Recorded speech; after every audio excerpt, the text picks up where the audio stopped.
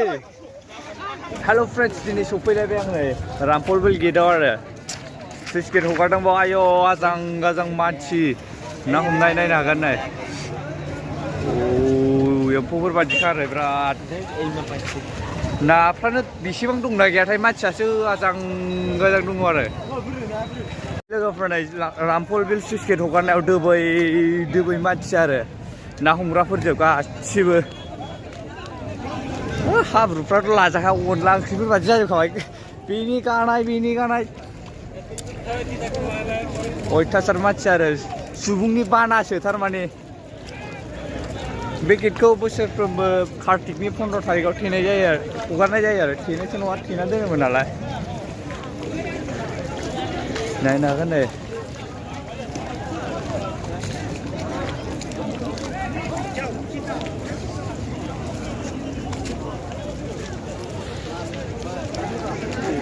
नै बिराद मानसि आरो जेरावबो बुंफबजोबनाय ना सारग्राजों होंगो दोंगो गावजों गाव नाफ्रानो दंना गैयाथाय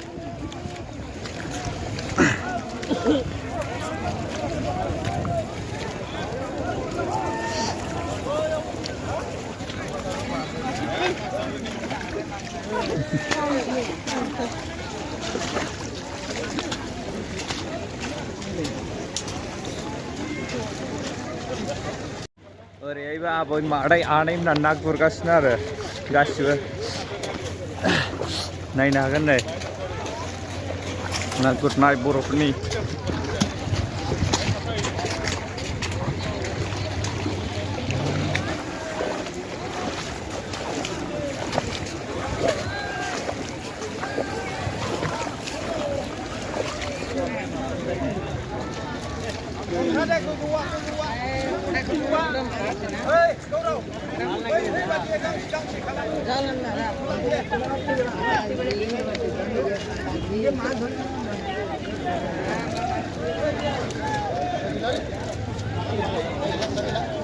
फैयासै नामा आदा नाया अरथाबबावबायसोना गिदिरथार नामा बेनिफ्राय देरसिन गैया आदा ओरै देखारलाय ओरै गिदिंनानै बेनो ना खय केजि जागोन बेलाय 1.5 केजि ना ओमफ्राय मा दं बोरै बोलानानै देखायलाय नायनो कटा হয়েছে মেলা হয়েছে না সব বলে बारलि जोबनै बिराद गिदिर मोनखावसिलायबायनो बारलि बिराद होंगो दोंगो मानसिना सोरबा मोनखावसिला जोब्बाय नाखौ बायदि बारलि बिराद गिदिर ओमफ्राय सोरबा गैया आरो सिबायफोर मा बुंनो खाफालनि खोथा जाहैबाय बिराद सोरबा मोननाय सोरबा मोनै जानाया हाब्रुआथ' नायजाखाला नै दोलो जाजोब्बाय मोनबाय नामा मादैमोन जागासेना बोरो मा दं हे थोबायथ'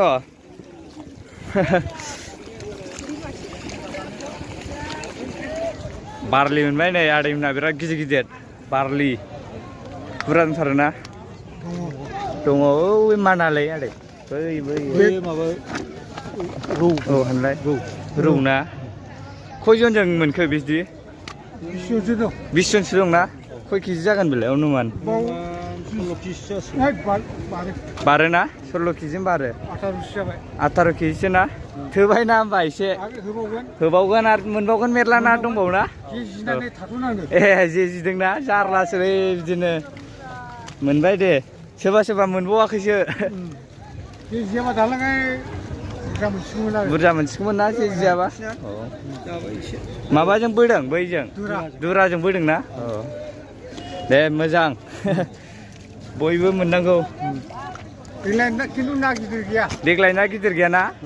माथो गाहामा खालि 10-15 केजि गाहाम जानाय दंमोन मासेयावनो 4 केजि 5 केजि खुरि मोनलांदोंमोन सेमोना देग्लाय गैया ना गिदिरा ओमफ्राय जाम्फैखौ दैलिक एखे बोसोराव हगारनाय जायो नामा आदै एखेयावनो ना एखे थारिखआवनो कार्तिकनि 15आव हगारनाय जायोना बिराद मानसिफोरना लांफैयो आरो बाव गोबांनो होंगो दोंगो मानसिनि बानासो जाफैजोबखायो खाफाल गोनांफ्रा मोनो बिराद गिदिर गिदिर बारलि खाफाल गैयिफ्रा मोना मा बुंबावनो नायदो नै नाखौ मा फर्मुलायै बोयो बिराद मानसि नांखागौ आरो बेखौ बोनो दुराखौ बोनो बारलि नांबाय नामा बारलि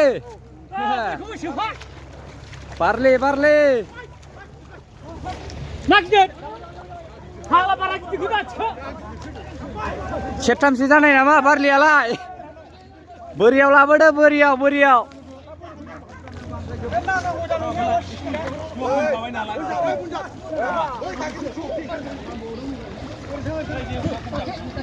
माबा ना गिदिर नांबायनो लोगोफोर मा ना नांखो बेबा गिदिरनो बोरियाव बोखोबासो नुसिगोन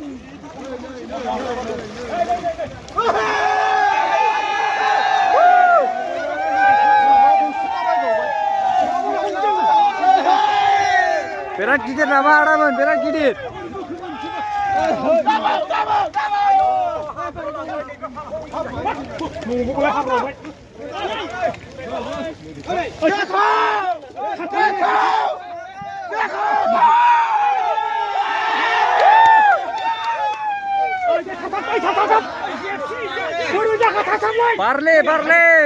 बारलि मोनबाय नै लोगोफोर बारलि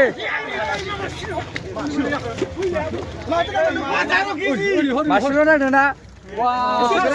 लोगोफोर बारलिया बिराद गिदिर बिराद बारलि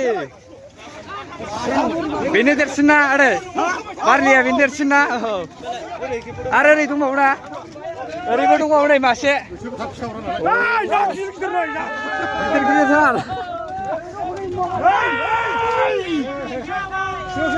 गिदिर बारले होबावदो दे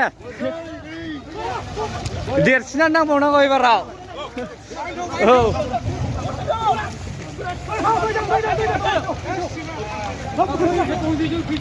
मानि लोगोफोर दिनैहाय जों ना लांनो फैयाखै आरो ओरैनो बेरायफैनोसो नायफैलाबायदोंसो आरो बेबो दहाय सानजौनानैसो फैनाय जाबाय दहाय फुङाव फैबाथ' मानसियानो जायगा थोलायैमोन आरो ओमफ्राय दा एसे खम जाबाय थांबाय सोरबा मोनैनिबो थांफिनबाय सोरबा मोननानै थांबाय आजां गाजां बारलि नानि ना मोनखावसिलाजोब्बाय आरो ओमफ्रायहाय लोगोफोर जोंथ' दा मा खालामबाय थाबावनो बाव नोंथांमोननो जा हायो बेखौनो देखायफैबाय आरो एसे अब्ला जों दा थांनोसै नायजाला नै अबस्थायानो गैला हाब्रु जालाजोब्बाय आरो